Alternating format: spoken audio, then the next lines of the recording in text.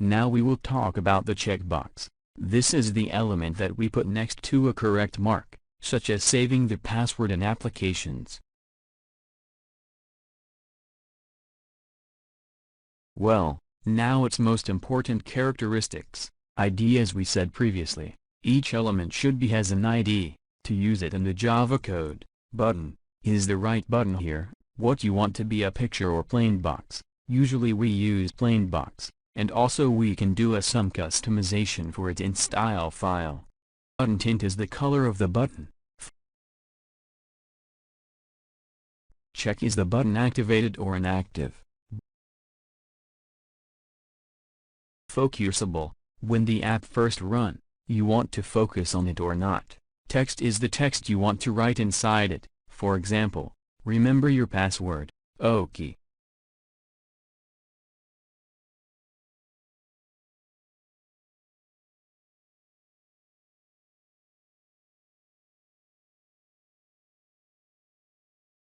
Now we will run the application and see the result.